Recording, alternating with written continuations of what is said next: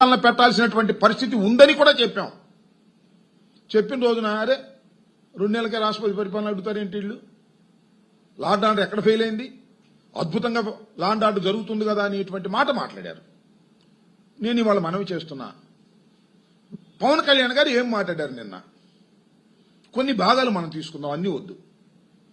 DGP గారు మీరు charge తీసుకున్నారు, బయటకు వెళ్తే మమ్మల్ని తిడుతున్నారు. ఎవరు? ప్రజలు. ఎవరు తిడుతున్నారు? పవన్ కళ్యాణ్ గారిని తిడుతున్నారు, హోంమంత్రి గారిని తిడుతున్నారు, ప్రభుత్వాన్ని తిడుతున్నారు. ఏంటి దాని అర్థం? బయటకు వెళ్తే లా అండ్ ఆర్డర్ సరిగా లేదని ప్రజలు తిడుతున్నారు అంటే యూఆర్ అడ్మిటెడ్. మేము ఏదైతే 2 మాసాల క్రితం చెప్పామో ఢిల్లీ వెళ్ళి, అదే విషయాన్ని పిఠాపురం వేదికగా రాష్ట్ర ఉప ముఖ్యమంత్రి పవన్ కళ్యాణ్ గారు అడ్మిట్ చేశారు. ఏం చేయాలి ఇంక దీన్ని? నాకు అర్థం కాల. లా అండ్ ఆర్డర్ ఫెయిల్ అయిపోయింది, పోలీసులు సరిగా ప్రవర్తన చేయటం లేదు. అదేమిటంటే నాకు ఇంకోటి కూడా చాలా ఆశ్చర్యం, అదే కాదు మీకు కూడా ఆశ్చర్యం వేస్తుంది. ఏది జరిగినా 5 సంవత్సరాలు చంద్రబాబు నాయుడు గారు అపోజిషన్ గా ఉన్నప్పుడు 5 సంవత్సరాలు జగన్మోహన్ రెడ్డి గారు పరిపాలించిన పరిపాలన ప్రభావం వల్ల జరుగుతుందంటారు. పద్యానికి 5 మాసాలు అయిపోయింది ప్రభుత్వం అధికారంలోకి వచ్చి. ఇవాళ ఏంటి ఇన్ని రేపులు జరుగుతున్నాయి, ఇన్ని హత్యలు జరుగుతున్నాయి, ఇంతమందిని చంపేస్తున్నారు, చిన్నపిల్లలను కూడా చంపేస్తున్నారంటే ఇది జగన్మోహన్ రెడ్డి గారు పరిపాలనలో జరిగినటువంటి సంఘటనల వారసత్వంగా వస్తున్నాయి అంటారు. ఏంది నాకు అర్థం కాదు. ఎంత హాస్యాస్పదంగా ఉంది. చెప్పేదానికి కూడా షై ఫీల్ గానటువంటి పరిస్థితి ఏర్పడుతుంది. పవన్ కళ్యాణ్ గారు, నేను అడుగుతా ఉన్నా, అయ్యా పవన్ కళ్యాణ్ గారు ఉప ముఖ్యమంత్రి గారు, ఇంతకు ముందు ఏదో జనసేన పార్టీలో ఉన్నారు, ఓడిపోయారు, ఇవాళ అధికారంలోకి వచ్చారు, 21 సీట్లు 21 గెలిచారు, అద్భుతమైనటువంటి మెజారిటీతో గెలిచారు, అధికారంలోకి వచ్చారు, రాష్ట్ర ఉప ముఖ్యమంత్రిగా ఉన్నారు. 33,000 మంది మహిళలు ఆచూకీ లేకోకుండా జగన్మోహన్ రెడ్డి గారి టైంలో పోయారు అన్నారు. ఒక్క యువతినైనా సరే ఆచూలోకి తీసుకురాగలిగారా? ఊరికి ఆ రోజున మా మీద అపవాదులు వేయటం తప్ప మీరు అధికారంలోకి వచ్చిన తర్వాత ఒక్క మహిళనైనా ఒక్క బాలికనైనా మీరు తప్పిపోయిన వారిని తీసుకురాగలిగారా అని అడుగుతా ఉన్నా. అంతేకాదు, సుగాలి ప్రీతి అని పెద్ద పెద్దగా అరిచారు, మీరు ఊగిపోయారు. మీరు ఏం సాధించారు 5 మాసాల్లో? మీరు అధికారంలోకి వచ్చారు, ఉప ముఖ్యమంత్రి అయ్యారు, దాని గురించి మీరు మాట్లాడుకోకుండా ఉన్నారు. ఇవాళ నేను ఒకటి మనవి చేస్తున్నా, చాలా ఆవేశంగా మాట్లాడుతున్నారు మీరు. పవన్ కళ్యాణ్ గారు, మీరు అధికారంలో ఉన్నారు, ఆలోచనతో ప్రవర్తన చేయాలి. ఆవేశంతో ఊగిపోయి మాట్లాడితే, ఎవరినో రెచ్చగొడితే సమాజానికి మేలు జరుగుతుందా చెప్పండి? నేను ఒకటి చెప్తున్నా, ఒక మాట అన్నారు, సింగపూర్లో దుబాయ్లో ఎందుకు రేపులు జరగవు తెలుసా మీకు?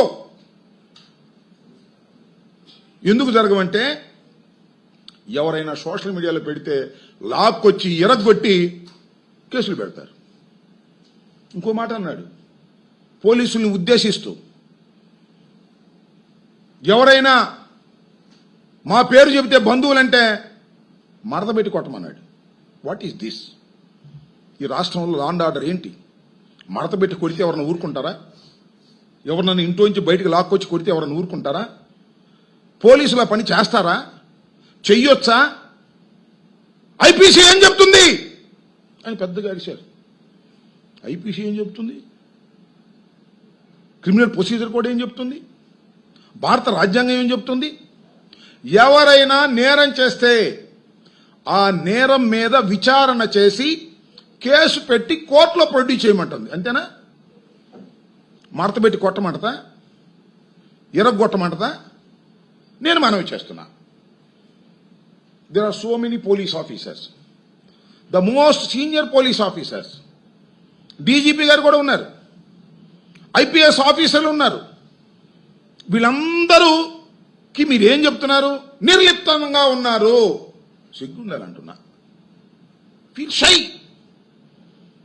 ఉప ముఖ్యమంత్రి గారు పవన్ కళ్యాణ్ గారు, శ్రీ శ్రీ శ్రీ పవన్ కళ్యాణ్ గారు పోలీసులు నిర్లిప్తగా ఉన్నారు, పోలీసులు అసమర్థతగా ఉన్నారు అని మీ ప్రభుత్వంలో 5 మాసాల పరిపాలన తరువాత మీరు చెబుతున్నారు అంటే మీరు పనికిరారని అర్థం.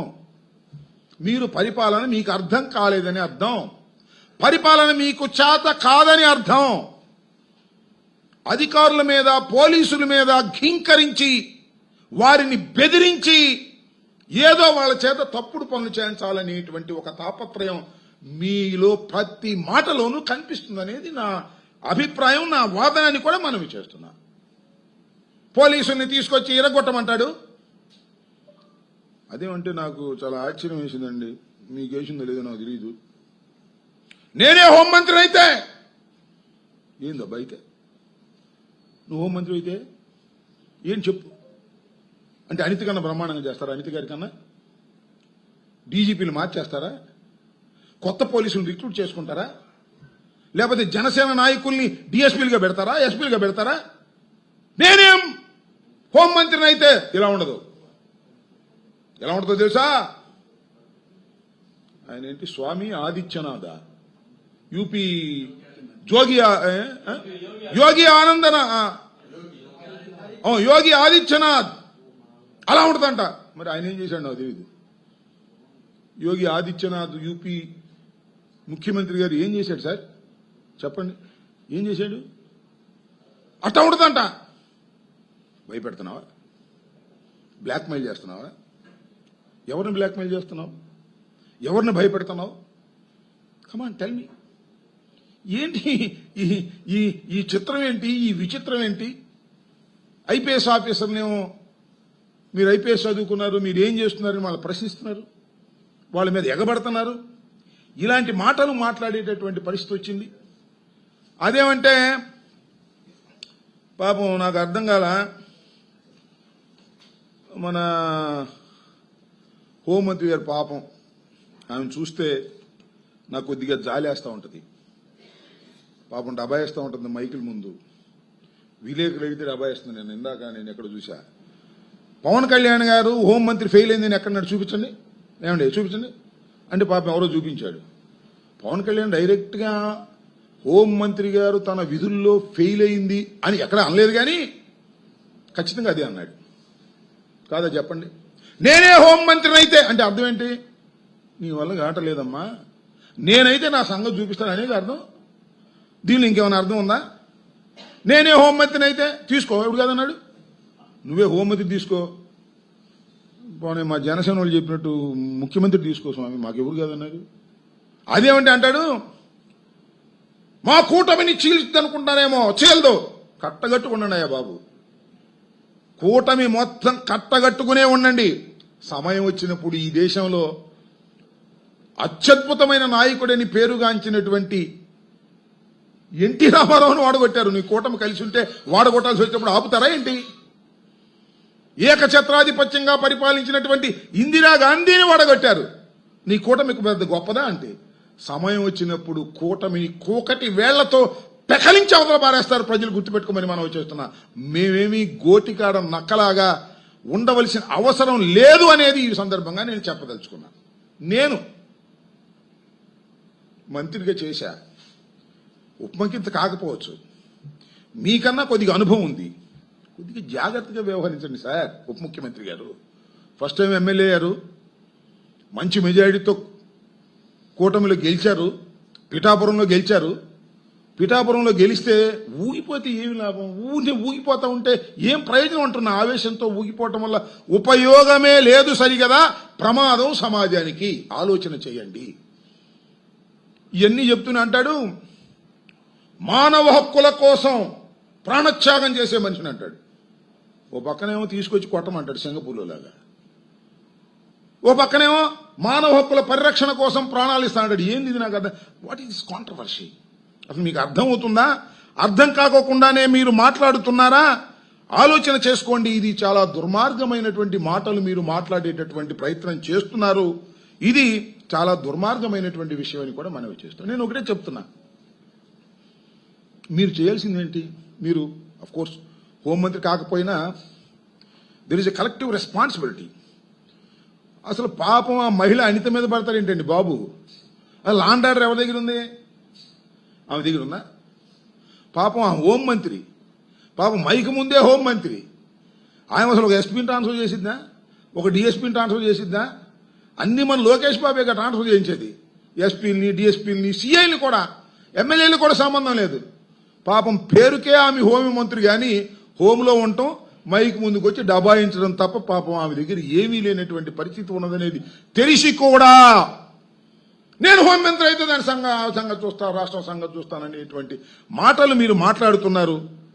అసలు పిఠాపురంలో నేను అడుగుతా ఉన్నా, మీ కూటమికి చెందినటువంటి నాయకులు ఆడపిల్లపై అఘాయిత్యానికి పాల్పడితే ఏం చేశారండి మీరు? చెప్పండి. తెనాల్లో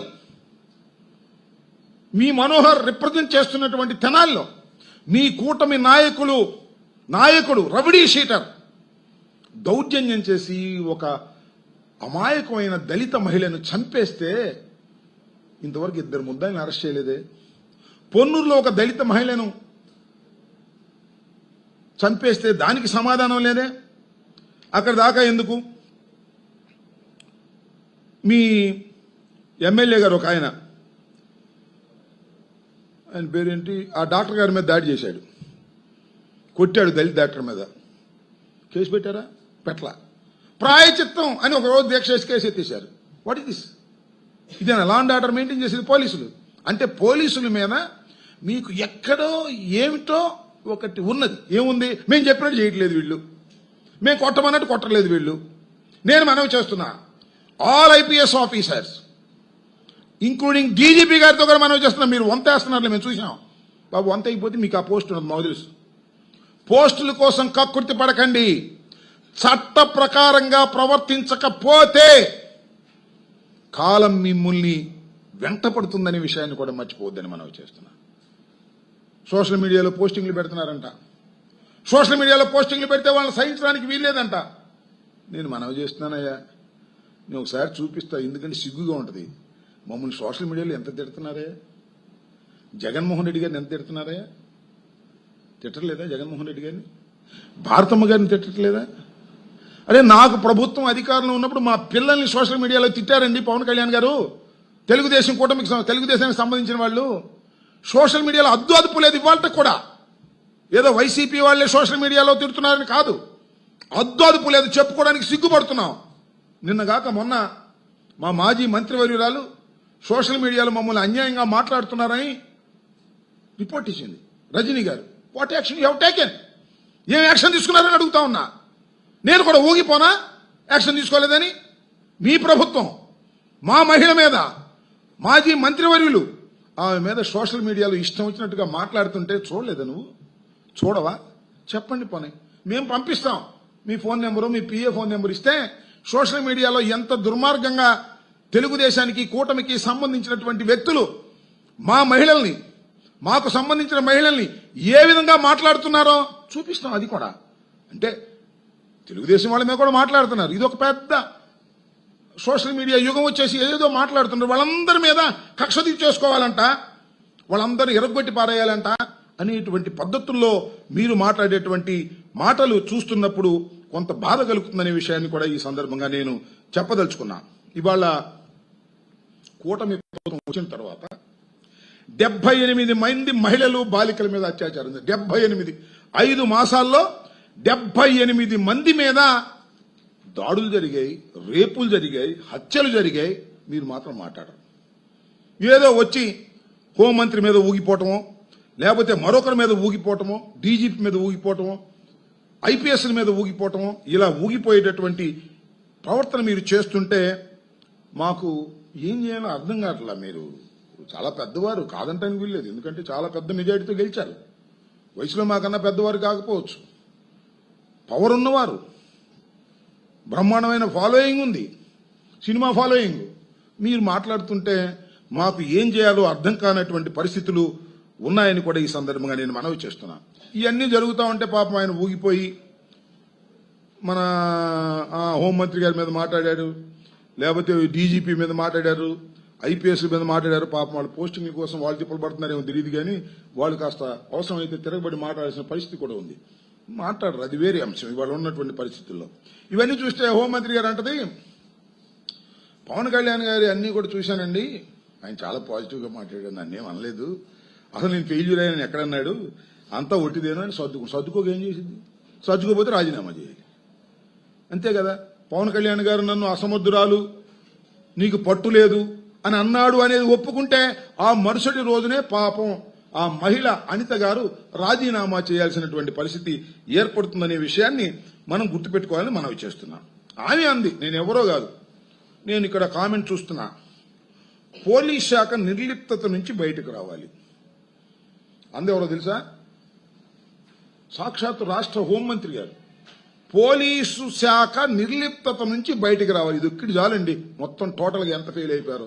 హోంమంత్రి గారు చెబుతున్నారు స్టేట్మెంట్ మీడియా ముందు, పోలీసులు నిర్లిప్తత నుంచి, పోలీస్ శాఖ నిర్లిప్తత నుంచి బయటకు రావాలి అంటే ఇంకా నిర్లిప్తతగానే ఉన్నాం 5 సంవత్సరాలు 5 మాసాలు అంటే మీరు ఎంత ఫెయిల్యూర్ అనేది చాలా స్పష్టం అవుతుంది. ఇంకో విషయాన్ని కూడా చెప్పాలి ఇక్కడ. ఆమె మాట సందర్భంలో అంది, గంజాయి మత్తులో ఉన్నవారు పోలీసులపై ఛాలెంజ్ చేసి వెళ్తున్నారంట.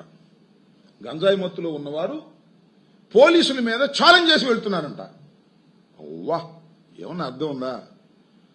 గంజాయి ఏమన్నారు మీరు? నెల రోజుల్లో గంజాయి రహిత ఆంధ్రప్రదేశ్ ను సృష్టిస్తా ఉన్నారు. 5 మాసాల తర్వాత కూడా గంజాయి మత్తులో పోలీసులు తిడుతున్నారంట.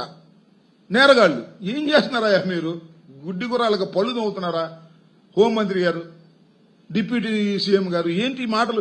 మీరే ఈ మాటలు మాట్లాడుతున్న తర్వాత అంటే మళ్ళా మీరేదో మేము అధికారం కోసం అన్నామనో ఇంకోటి అంటారు. కానీ నిజంగా అయితే ఈ మాటలన్నీ ఉన్న తర్వాత ఒక్క క్షణం కూడా అధికారంలో ఉండటానికి అర్హత లేదు ఈ ప్రభుత్వానికని నేను గుర్తు చేస్తున్నాను. ఇదంతా ఏంటంటే ఇవన్నీ తెలిసే చేస్తున్నారు, తెలియక చేస్తున్నటువంటి మాటలు కాదు. ఇవన్నీ చూస్తుంటే నిన్న ఎన్ని చెప్పాను, 89 78 ఇందాక ఒకటి వచ్చింది. తిరుపతి జిల్లాలో పోలీసులు అంట, తిరుపతి జిల్లాలో ఎర్రపాలెంలో స్కూలీలో వస్తున్న మహిళ మీద పొదల్లోకి తీసుకెళ్లి దాడి చేశారంట. దాడి చేస్తే సోషల్ మీడియాలో ఆమె రేప్ అయింది, దాడి జరిగిందని సోషల్ మీడియా వస్తుంటే ఎస్పీ గారు చాలా కోపం వచ్చేసింది, ఆయనకి ప్రెస్ మీట్ పెట్టాడు. అది ఎట్లా చెబుతారండి మీరు? మేం చెప్పందే మానభంగం జరిగింది ఎట్లా చెబుతారు అనేది ఆయన మాట్లాడుతున్నాడు. బయట ఎవరు అనుకోవడానికి వీల్లేదంట. అవన్నీ ఆయన రుజువు చేస్తేనే కరెక్ట్, అసలు మానభంగం జరగలేదు అని అంటున్నాడు. పోనీ మంచిదే, జరగకపోతే సంతోషం. కానీ అసలు నువ్వెవరో చెప్పడానికి? డాక్టర్ కదా చెప్పాల్సింది. ఎస్పీ వచ్చి కేసు తేల్చేస్తాడేంటి? కేసుని నిర్మించవలసిన వాడు, కేసుని కట్టవలసిన వాడు, నేరస్తుల్ని అరెస్ట్ చేయవలసిన వ్యక్తి నేరం జరగలేదనేటువంటి మాట మాట్లాడుతున్నారంటే ఈ 78 ఇంకోటి తగులుతుందనేటువంటి భయంతో తప్ప ఇంకోటి ఏమైనా ఉందా? అంతేకాదు, ఇంకెక్కడ తెనాలి, ఇక్కడ అవనగారి దగ్గర చూసా, ఒక పాపం బాలికని టీచర్ కొరుకుతున్నాడంట. ఏమిటి ఇవన్నీ కూడా మీ అలసత్వం, మీ వల్ల ఈ అలసత్వమైనటువంటి కార్యక్రమాలు వస్తున్నాయి. ఇదంతా ఏంటంటే పవన్ కళ్యాణ్ గారు ఈ మధ్యన పాపం డైవర్షన్ పాలిటిక్స్లోకి వచ్చేశాడు. ఇవాళ రాష్ట్రంలో నేను మనవి చేస్తున్నా, సూపర్ 6 లేవు, ఒక్క 6 కూడా కొట్ల. ఆ గ్యాస్ అన్నారు, ఆ గ్యాస్ కూడా అందరికి ఇవ్వాల, సగం మందికి గ్యాస్ ఎగ్గొట్టేశారు. ఇచ్చిన ప్రతి వాగ్దానాన్ని అమలు చేయలేని దుస్థితిలో ఉండి డైవర్షన్ పాలిటిక్స్ మాట్లాడుతున్నారు. వాళ్ళంతా కూడా డైవర్ట్ చేసేస్తున్నారు. మళ్ళీ వాళ్ళ కొత్త డైవర్షన్ సరస్వతి భూములు. ఏంటి నాకు అర్థం కాదా? సరస్వతి భూములు ఏంటి? నేను కొత్తదా సరస్వతి భూముల వ్యవహారం? నేను మనవి చేస్తున్నా, రాజశేఖర రెడ్డి గారు ముఖ్యమంత్రిగా ఉన్నప్పుడు రాజశేఖర రెడ్డి గారు వారి కుటుంబం వారు వచ్చిన వ్యాపారం ఏంటంటే మైనింగ్, సున్నపురాయి, ఈ వ్యాపారంలో వాళ్ళు వచ్చారు. చంద్రబాబు ఏమో పాల వ్యాపారం, వీళ్ళేమో కడపలో వెరైటీస్ దగ్గర నుంచి వచ్చారు. తర్వాత సిమెంట్ ఫ్యాక్టరీ పెట్టారు. అప్పుడు రఘురామ్ సిమెంట్స్ దగ్గర నుంచి సిమెంట్ ఫ్యాక్టరీ కూడా పెట్టారు. భారతీ సిమెంట్స్ ఒక అద్భుతమైనటువంటి ప్రొడక్షన్ తయారైంది.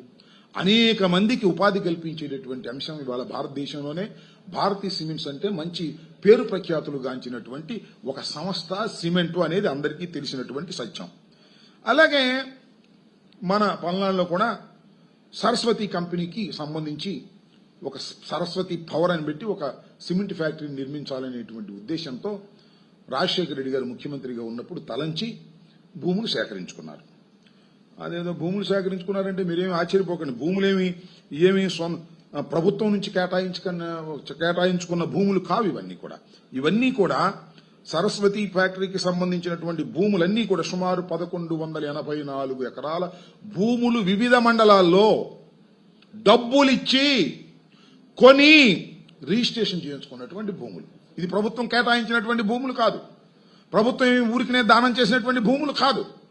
ఈ 1184 ఎకరాల్ని భూములు కొనుక్కుని ఉన్నారు. అయితే దురదృష్టం ఏంటంటే చంద్రబాబు నాయుడు గారు ఆ రోజున కాంగ్రెస్ పార్టీ కలిసి రాజశేఖర రెడ్డి గారు మరణించిన తర్వాత కోర్టుల్లో వ్యాజ్యాలు వేసిన తర్వాత అది ఇంతవరకు నిర్మాణం జరగకోకుండా కోర్టులో ఉండటం వల్ల నిర్మాణం అనేది ఈ కోర్టులో లేకపోతే ఇవాళ అద్భుతమైనటువంటి నిర్మాణం జరిగి భారతీయ సిమెంట్స్ లాగానే ఇది కూడా ఒక మంచి సిమెంట్ సంస్థగా ఏర్పడి అనేక మంది పల్నాడులో ఉద్యోగాలు కల్పించేటటువంటి మహత్తరమైనటువంటి అవకాశం కలిగేది. దాని కాలయాపన జరుగుతుంది, అవి ఖాళీగా ఉన్నాయి. ఇవన్నీ కూడా ఓన్ ల్యాండ్స్, సొంత భూములు. దీనిలో వాళ్ళు వెళ్ళాడండి పవన్ కళ్యాణ్ గారు అని నేను అడుగుతా ఉన్నాను. సార్ ప్లీజ్ ఏమనుకోవద్దు, అదేమంటే మళ్ళీ మీ కోపం వస్తుంది, మా వాళ్ళు జనసేన వాళ్ళు మా వాళ్ళు కాదు, అది కాదు ఇది కాదు అంటారు. అసలు ఆ భూముల్లోకి వెళ్ళి హక్కు ఎక్కడుందండి మీకు? అది సరస్వతి భూములండి, మేము రిజిస్టర్ చేసుకున్నామండి, డాక్యుమెంట్స్ ఉన్నాయండి. It is not a illegal land, it is not a government land. మీకేం హక్కు ఉందని వెళ్ళారు మీరు. ఆఫ్ కోర్స్ మీరు ముఖ్యమంత్రి ఉప ముఖ్యమంత్రి కావచ్చు, మీరు జనసేన నాయకులు కావచ్చు, మీరు సినిమా యాక్టర్ కావచ్చు, మీ వెనకాల ఫాలోయింగ్ రావచ్చు. అసలు మీకు వెళ్ళే అర్హత ఎక్కడుందని అడుగుతా ఉన్నా, హక్కు ఎక్కడుందని అడుగుతా ఉన్నా. మా భూముల్లోకి, ప్రైవేట్ భూముల్లోకి, కొనుక్కున్న భూముల్లోకి మీరు ఎందుకు వెళ్లారు అని అడుగుతా ఉన్నా. రెచ్చగొట్టడం 2014-19లో కూడా ఈ ప్రభుత్వం అధికారం ఉంది మీది, కూటమి కాదు. ఆ రోజున కూడా వాటి మీద చాలా దౌర్జన్యం చేశారు, అన్యాయం చేశారు, అక్రమం చేశారు. చట్ట ప్రకారం తీసుకున్నటువంటి భూములు అయితే అక్కడ భూములు కొనేటప్పుడు అయ్యా ఈ భూములు మేము కొంటున్నాం మీ దగ్గర, ఈ ప్రాంతంలో ఉద్యోగాలు వస్తాయని చెప్పొచ్చు. కానీ ఉద్యోగాలు రాకపోవడానికి కారణం చంద్రబాబు నాయుడు గారు కాంగ్రెస్ ప్రభుత్వం కలిసి కుట్ర చేసి కేసులు పెట్టి కోర్టులో ఉండటం వల్ల నిర్మాణం జరగలేదు. అక్కడికి వెళ్లి వాళ్ళ రెచ్చిపోయేటటువంటి ఉపన్యాసం చెప్తున్నారు. మీరు చట్ట ప్రకారంగా మీకు ఏమంటే యాక్షన్ తీసుకోండి, వీ డోంట్ కేర్ దట్. కానీ మా భూముల్లోకి, మా జగన్మోహన్ రెడ్డి గారి సరస్వతి పవర్కు ఉన్నటువంటి భూముల్లోకి మీరు వెళ్లి మైకు తీసుకొని దౌర్జన్యంగా రెచ్చగొడుతున్నారే, ధర్మమేనా ఇది? పవన్ కళ్యాణ్ గారు ధర్మాధర్మాల గురించి మీరు అనేక సందర్భాల్లో చెబుతుంటారు కదా, ఈ ధర్మమేనా అంటున్నా. మీరు వెళ్లి ఎందుకు వెళ్లారు? డైవర్షన్, రెచ్చగొట్టడం, ప్రజలను రెచ్చగొట్టి జనాన్ని అందరినీ సమీకరించి ఒక ఊరేగింపు చేసి అక్కడికి వెళ్లి జగన్మోహన్ రెడ్డి గారిని తీసేటటువంటి కార్యక్రమం చేస్తున్నారు. ఇది మీకు సరైనటువంటి విధానం కాదు, మంచి సాంప్రదాయం కూడా కాదు. ఇవాళ మీరు బలంగా ఉండొచ్చు, ఆఫ్ కోర్స్ ఎన్నికలయ్యాయి, 5 మాసాలైంది, మీకు ఓట్లు వేశారు, బ్రహ్మాండంగా గెలిచారు. ఎట్లా గెలిచారు అది వేరే విషయం. క్షమించుగాక ఈవీఎంలు గెలిచారు, అధికారంలోకి వచ్చారు. అధికార మదంతో ఊగిపోకండి, అధికార మదంతో ఇష్టం వచ్చినట్టుగా మాట్లాడకండి. రోజులు ఎప్పుడు ఒకే రకంగా ఉండవు సార్. పవన్ కళ్యాణ్ గారు గుర్తుపెట్టుకోండి, తిమ్మిని బొమ్మినవుతుంది, బొమ్మిని తిమ్మినవుతుంది. కానీ మీరు అధికార మదంతో మీరు మాట్లాడుతున్నటువంటి మాటలు చూస్తున్నప్పుడు ఇది ప్రజాస్వామ్యానికి ప్రమాదకరం అనేటువంటి మాట అనిపిస్తా ఉన్నది. సరే మేము తప్పులు చేశాం, మీరే రైతులు చేశారు, మేము తప్పులు చేస్తే చేసి ఉండొచ్చు. తప్పులు చేయబట్టే కదా మేము 11 సీట్లకు వచ్చాం. మీరు మాకన్నా మమ్మల్ని చూసినా నేర్చుకోండి కదా. తప్పులు చేస్తే మీరు అంతే ఇట్లా ఊగిపోతా ఉంటే, ఇట్లా వచ్చినట్టు మాట్లాడుతూ ఉంటే, మా ప్రైవేటు భూముల్లోకి మీరు వచ్చి ఇష్టం వచ్చినట్టు మాట్లాడుతూ ఉంటే, వాళ్ళ బలం ఉంది కదా, పోలీసులు ఉన్నారు కదా అని చెప్పేసి మాట్లాడుతూ ఉంటే, ఇందాక చెప్తున్నాడు పల్నాడులో ఆ ఎస్పీని ఆదేశిస్తున్నాడు, ఏమేదో ఈ భూముల విషయంలో మీరు అది చేసుకోండి ఇది చేసుకోండి. ఏం చేస్తారు భూముల విషయంలో? ఎస్పీ ఏం చేస్తారు నాకు అర్థం కాల. మేము బాంబులేసి ఆ భూములు లాక్కున్నామంట. ఎప్పుడు ఇది? 2009లో బాంబులేసి లాక్కున్నామంట. ఇవాళ మాట్లాడుతున్నాడు డాక్యుమెంట్స్. అప్పుడు అసలు ఎక్కడ ఉన్నావు నువ్వు? నాకు అర్థం కాల. ఇలా పాత కక్షపూరితంగా అదేమంటే మేము ప్రతీకారం తీర్చుకోవడానికి రాలేదు, ప్రజలకు సేవ చేయడానికి వచ్చాం. ప్రతీకారం తీర్చుకోవడానికి రాకపోయినా తప్పు చేస్తే ఊరుకోం, తప్పు చేస్తే ఊరుకోం. మాకు బాబు ఏం కావుడు కదన్నాడు. ఇది ప్రతీకారం కాకేంటి? ఇవాళ ఇంతమందికి అన్యాయం జరుగుతుంటే, ఇంతమంది నిండు ప్రాణాలు బలైపోతా ఉంటే, ఆడబిడ్డల మీద అఘాయిత్యం జరుగుతుంటే వారిని పరామర్శించడానికి వెళ్ళడం లేదు కానీ సరస్వతి భూముల దగ్గరికి వెళ్లి మీటింగ్ పెట్టి ప్రజల్ని రెచ్చగొట్టి జగన్మోహన్ రెడ్డి గారి కుటుంబాన్ని దూషించడానికి ప్రయత్నం చేస్తున్నారంటే ఇది ప్రతీకారం కాగా మరి ఏమిటి స్వామి? కొద్దిగా ఆలోచన చేయండి, కొద్దిగా ఆవేశం తగ్గి కాస్త ఉపయోగించి మీరు ఆలోచన చేస్తే మీకు అర్థమవుతున్న వాస్తవం మీకు అర్థం కావటం లేదు. చంద్రబాబు నాయుడు గారు మిమ్మల్ని ఎలా ఉపయోగించుకోవాలో అలా ఉపయోగించుకుంటున్నాడు. మంచిది, అసలు ఆయనకు ఉపయోగపడటం కోసమే మీరు పుట్టారు రాజకీయ పార్టీగా. ఉపయోగపడండి. మాకేమి మీరు చీలిపోవాలి, కూటమి పగిలిపోవాలి, మేము అధికారంలోకి రావాలి అనేది మాకేమీ లేదు. అధికారంలోకి వచ్చేటప్పుడు ఖచ్చితంగా అధికారంలోకి వస్తాం. 100 కూటములైనా సరే ప్రజలు తిప్పి కొడతారు, దానిలో ఏ విధమైన సందేహం లేదు. కాబట్టి మీరు దాన్ని గుర్తుపెట్టుకుని ప్రవర్తన చేయవలసినటువంటి అవసరం ఉందని ఈ సందర్భంగా నేను చెప్తున్నాను. హోంమంత్రి గారు ఇప్పటికైనా ఆలోచన చేసుకోండి. You are a failure home minister అని నేను అనలేదు, నీ ప్రభుత్వమే అంటున్నది. గుర్తుపెట్టుకుని జాగ్రత్తగా పరిపాలన చేయాలని కూడా ఈ సందర్భంగా నేను మనవి చేస్తున్నాను. ఇంకా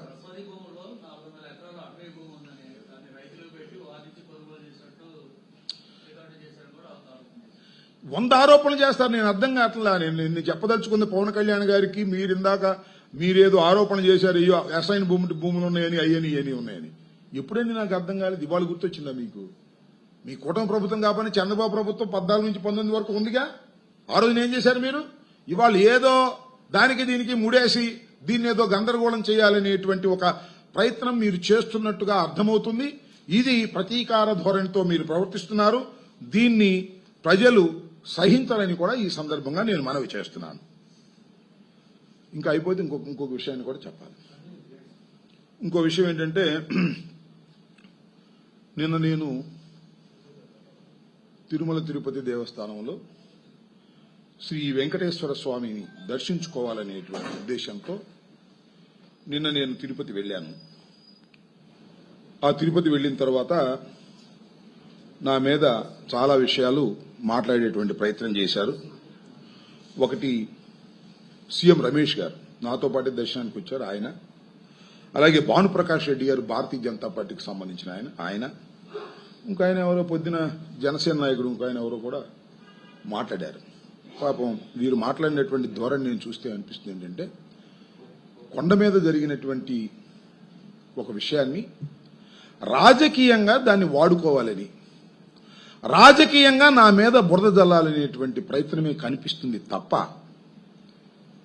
శ్రీ శ్రీ శ్రీ ఏడుకొండల స్వామి వారి పవిత్రతను కాపాడాలనేటువంటి దృక్పథంతో వారు మాట్లాడినట్టుగా నాకు అనిపించలేదు. ఒక పుణ్యక్షేత్రమైనటువంటి తిరుపతిని ఒక రాజకీయ రణక్షేత్రంగా మార్చాలనేటువంటి తాపత్రయమే వారిలో కనిపిస్తా ఉంది. నేను తప్పు చేశానా, రైట్ చేశానా అనేది ఆ భగవంతుడు నిర్ణయిస్తాడు. జరిగిన విషయాన్ని చెప్పవలసినటువంటి బాధ్యత నాకుంది. నేనేమి జగన్మోహన్ రెడ్డి గారి బ్యాడ్జ్ పెట్టుకునో, జగన్మోహన్ రెడ్డి గారి వైఎస్ఆర్ కాంగ్రెస్ పార్టీ జెండా పట్టుకునో వెళ్ళలేదు. ఆ దైవ సన్నిధిలో నా పార్టీ ప్రచారం చేసుకోవాలనేటువంటి దుర్బుద్ధితోనో ఇంటెన్షన్తోనో నేను వెళ్ళలేదు. ఇది వాస్తవం. మీ అందరికీ తెలుసు, రాష్ట్ర ప్రజలకు తెలుసు.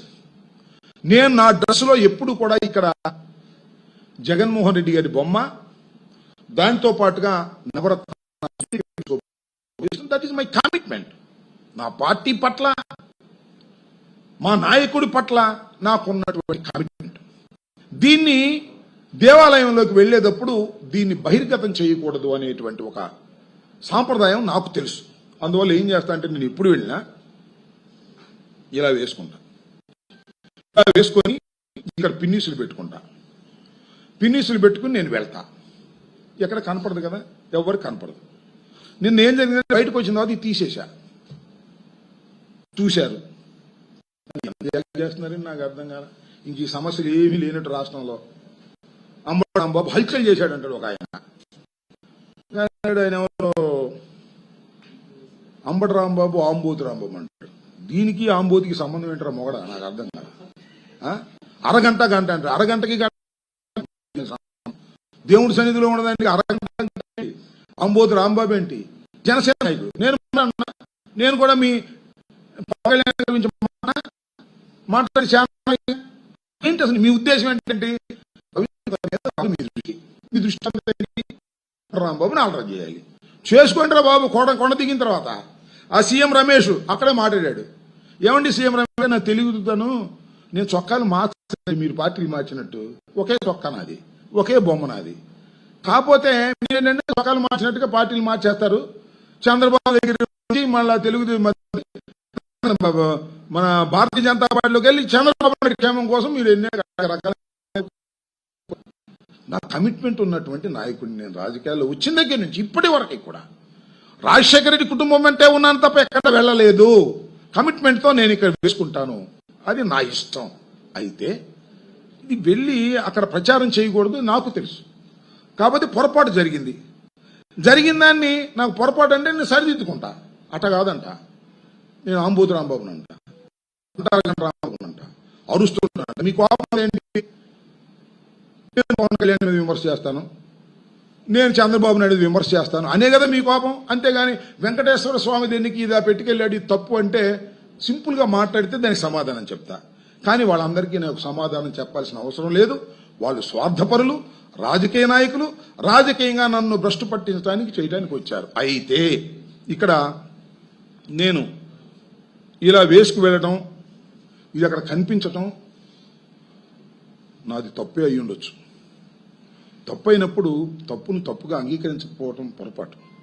అందువల్ల నేనేమంటానంటే ఆగమ శాస్త్రం తెలిసినటువంటి పండితులకి, పెద్దలకి నిత్యం మంత్రోచ్చరణతో, పూజలతో వెంకటేశ్వర స్వామి ఆలయాన్ని పవిత్రంగా చూస్తున్నటువంటి ఆచార్యులకు, పూజ్యులకు, పౌరోహితులకు, అదేవిధంగా శ్రీ శ్రీ శ్రీ శ్రీ వెంకటేశ్వర స్వామికి నేనేదైనా తప్పు చేసి ఉంటే నన్ను క్షమించమని మనస్ఫూర్తిగా కోరుకుంటున్నా. కల్మషం లేకోకుండా వెళ్లినటువంటి వ్యక్తిని తప్ప రాజకీయ ప్రచారం చేయటానికి వెళ్లిన వాణ్ణి కాదు అని మనవి చేస్తున్నా. ఈ సందర్భంగా నేను మరొకటి కూడా చెప్తున్నా. నేను నన్ను విమర్శించిన ఆ ముగ్గురికి కూడా నేను క్షమాపణ చెప్పడం లేదు. అంతేకాదు ఆ ఈఓకి క్షమాపణ చెప్పడం లేదు, ఆ జేఈఓకి క్షమాపణ చెప్పడం లేదు. ఎందుకు చెప్పడం లేదంటే ఆ జేఈఓ, ఈఓలు ఏం చేశారయ్యా? మొన్న జగన్మోహన్ రెడ్డి గారు కొండ మీదకు వస్తున్నాడు అంటే బోర్డులు పెట్టారు, ఆయన మానేశాడు, బోర్డులు తీశారు. ఏంది పరమతస్తులైనా వస్తే డిక్లరేషన్ మీద సంతకం పెట్టి వెళ్ళాలి అని ఉండాలి కదా. జగన్మోహన్ రెడ్డి గారి కోసమే పెట్టి జగన్మోహన్ రెడ్డి గారి కోసమే తీసేశారంటే మీరు కూడా రాజకీయాలు చేస్తున్నారు కదా. ఓ వెంకన్న చౌదరి గారు, ఓ ఈఓ శ్యామలరావు గారు, మీరు కూడా రాజకీయాలు చేసే పరిస్థితికి వచ్చిన తర్వాత భగవంతుడు నేను మిమ్మల్ని క్షమిస్తాడా గుర్తుపెట్టుకోమని కూడా ఈ సందర్భంగా మనవి చేస్తాను. అందువల్ల ఇంకొకటి నేను చివరిగా ఒక మాట చెప్పేదంటే,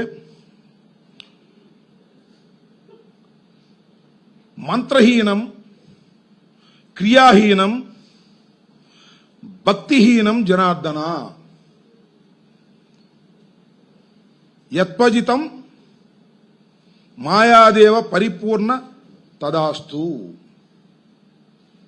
ఇది ఏదైనా పొరపాటు చేసి ఉంటే మంత్రంలో గాని, క్రియలో గాని ఏదైనా పొరపాటు చేస్తే క్షమించవలసింది భక్తులు. అసలు వెంకటేశ్వర దగ్గరికి ఎందుకు వెళ్తారు మీరు? వాళ్ళిద్దరు ఎందుకు వస్తారు?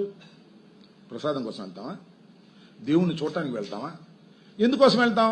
అయ్యా మేము పాపాత్ములం, తెలిసో తెలియకో తప్పులు చేస్తాం, ఆ తప్పులు క్షమించు వెంకన్న అని కోరుకుంటాం. మళ్ళీ బయటకు వచ్చేస్తాం, మళ్ళీ కొత్త అకౌంట్ ప్రారంభమైంది, మళ్ళా తప్పులు చేస్తాం తెలుసో తెలియకో. మళ్ళీ వెళ్ళి అయ్యా వెంకన్న స్వామి మేము తప్పులు చేసి ఉంటే మమ్మల్ని క్షమించు అంటాం, అంతే కదా. అలాంటి తప్పులు క్షమించేటటువంటి వెంకటేశ్వర స్వామి నా ఈ తప్పును క్షమించలేడా అని నేను వారిని ప్రార్థించుకుంటున్నా. అందువల్లే మంత్రహీనం, క్రియాహీనం, భక్తహీనం జనార్దన యత్ పజితం మయాదేవ పరిపూర్ణతదాస్తే అనేటువంటి మాట ఎక్కడ పూజ చేసినా ఆ మాట అంటారు చివరిలో. మనం తప్పులు చేస్తే క్షమించమని. ఇది జరిగినటువంటి అంశం. దీని అన్నిటి కూడా సమాధానం చెప్పేటటువంటి అవకాశం వచ్చింది, చెప్తాను. ఇది నేను చాలా చిత్తశుద్ధిగా పనిచేసేటటువంటి వ్యక్తిని తప్ప అలా ఊరినే ఇష్టం వచ్చినట్టుగా విమర్శించేటటువంటి రాజకీయ నాయకులకు సమాధానం చెప్పాల్సిన అవసరం లేదని కూడా ఈ సందర్భంగా నేను చెప్పదలుచుకున్నాను. ఇంకా 100% పవన్ కళ్యాణ్ గారు డైవర్షన్ పాలిటిక్స్ చేస్తున్నారు చంద్రబాబు ఆదేశం మేరకు. లేకపోతే నిన్న పోలీసు వారి మీద, హోంమంత్రి గారి మీద, ఇవాళ సరస్వతి పవర్ మీద మాట్లాడాల్సిన అవసరం ఏముంది నాకు అర్థం కాలే. ఏమంత కొంపంటుకు పోయింది? నీ దగ్గర చట్టం ఉంది కదా, తీసుకో యాక్షన్. అక్కడికి వెళ్ళి బహిరంగ సభ పెట్టాల్సిన అవసరం ఏముంది? అక్కడ తిరుపతిలో జరిగినటువంటి ఒక విషయాన్ని డైవర్ట్ చేసేటటువంటి కార్యక్రమం ఇవాళ నేను మనవి చేస్తున్నా. Everything is diversion. గ్యాస్ అడగకూడదు రానోడు, తల్లికి వందనం అడగకూడదు, ఫ్రీ బస్ అడగకూడదు, నిరుద్యోగ భృతి అడగకూడదు, సూపర్ 6లో ఏది అడగకూడదు, అన్ని గందరగోళం వ్యవహారం. ఇదేగా గందరగోళం. సరస్వతి పవర్ గురించి, లడ్డు గురించి, అంబటి రాంబాబు గారి బ్యాడ్జీ గురించి, లేదా హోంమంత్రి గారి అసమర్థత గురించి, డీజీపీ గారు సురుగ్గా లేరనే పరిస్థితి గురించి, ఈ గురించి మాట్లాడుకునే పరిస్థితి తప్ప అసలు విషయాలను మానేసి కొసల విషయాలను మానేసేటటువంటి దుస్థితికి పాపం పవన్ కళ్యాణ్ గారు రావటం కాస్త బాధ కలుగుతుంది. చాలా భవిష్యత్తున్న నాయకులు మీరు. పవన్ కళ్యాణ్ గారు నేను మనవి చేస్తున్నా, మీకు చాలా భవిష్యత్తు ఉన్నటువంటి నాయకులు. మీరు ఇందాక ఒక మాట, చివరిలో ఒక మాట అన్నారు, మమ్మల్ని అందరినీ హెచ్చరించారు, మమ్మల్ని కొద్దిగా బెదిరించారు. మీరు మర్యాదగా ఉండకపోతే ఏం జరిగిద్దో నాకు తెలియదు. ఏం చేస్తారు స్వామి? నాకు అర్థం కాల. తలగొట్టి మొలేస్తారా, రోపలేస్తారా, ఏం చేస్తారు మీరు? నేను అడుగుతా ఉన్నా. ఇది ఒక చట్టబద్ధమైన సమాజం. ఈ చట్టబద్ధమైన సమాజంలో ఉప ముఖ్యమంత్రి అయినా, ముఖ్యమంత్రి అయినా, హోంమంత్రి అయినా, డీజీపీ అయినా, ఐపీఎస్ ఆఫీసర్ అయినా చట్ట ప్రకారం నడపవలసిందే. చట్టానికి వ్యతిరేకంగా నడిపితే వాళ్ళని ఒప్పుకోరు. అంటే ఆయన చెప్పేది ఏంటంటే అసలు కోర్టులో అవసరం లేదు అంటున్నాడు. పోలీసులకు బాగా చురుగ్గా ఉండి తీసుకొచ్చి కొట్టేయమంటున్నాడు. సోషల్ మీడియా ఏమైనా పోస్ట్ పెడితే కొట్టేయమంటున్నాడు. కోర్టుకు వెళ్లాల్సిన అవసరం లేదన్నాడు. కేసు పెట్టాల్సిన అవసరం లేదంటున్నాడు. దుబాయ్, సింగపూర్ లాగా కొట్టాము బారాయన. మరి ఆయన యూపీ ముఖ్యమంత్రి గారు ఆయన ఏం చేశాడు మరి నాకు తెలియదు. అది ఆయన ఏం చేశాడు? ఆయన కొట్టి పారేసాడేమో, టప టప టప కాల్చి పారేసాడేమో. What is this? సరే, మనం ఒక చట్ట ప్రకారం భారత రాజ్యాంగం నిర్మించబడినటువంటి ఒక పరిపాలనలో చట్ట ప్రకారం ఉండవలసిందే తప్ప నేను ఉప ముఖ్యమంత్రిని కాబట్టి నేను చెప్పినట్టే ఈ మొత్తం నడవాలి, హోంమంత్రి గారు చెప్పినట్టే మొత్తం నడపాలి, డీజీపీ గారు నేను ఎవరిని చెబితే ఆయన బట్టుకు రావాలి, ఏ పోలీస్ ఆఫీసర్ నేను ఎవరిని చెబితే ఆయన బట్టుకు రావాలి, వాడిని ఎరగొట్టి పారేయాలి. చెల్లదు. మరొక మాట కూడా చెప్తున్నా, సోషల్ మీడియా కోసం ప్రత్యేకమైన పోలీస్ స్టేషన్ పెడుతున్నారంట. అంటే సోషల్ మీడియాలో ఎవరైనా పోస్ట్ పెడితే వాడిని కొట్టేమని.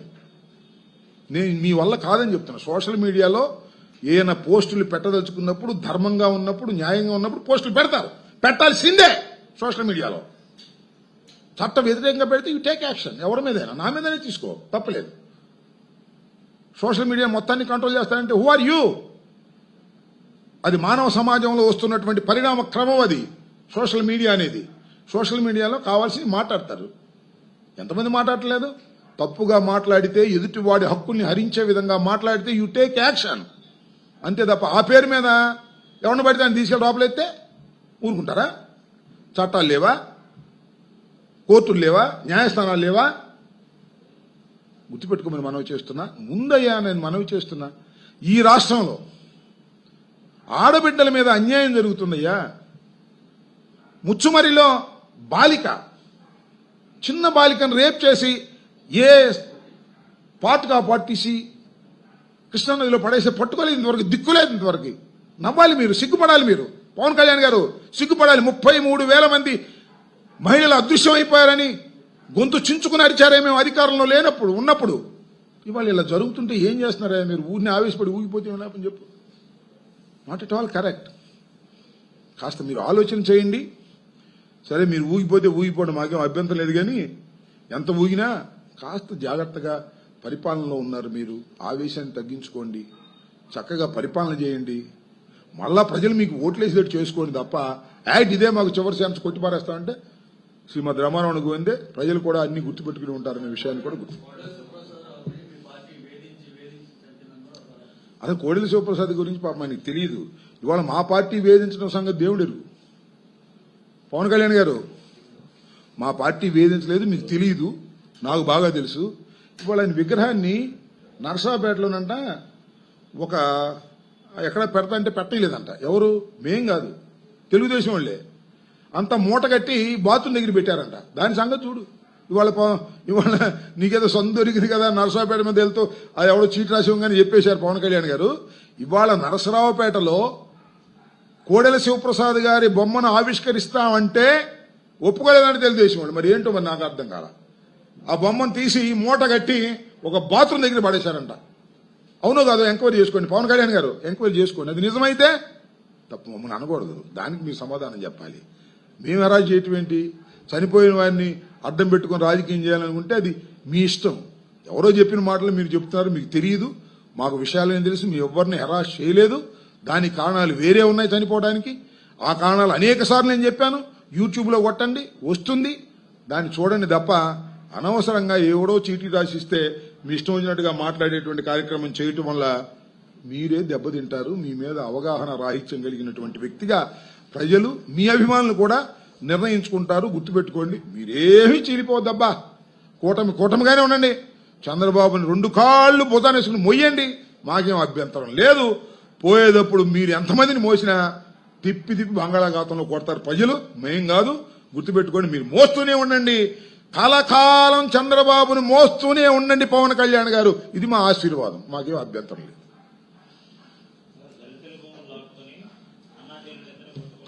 దళితుల భూములు లాక్కోవడం ఏంటయ్యా? నాకు అర్థం కాలేదు.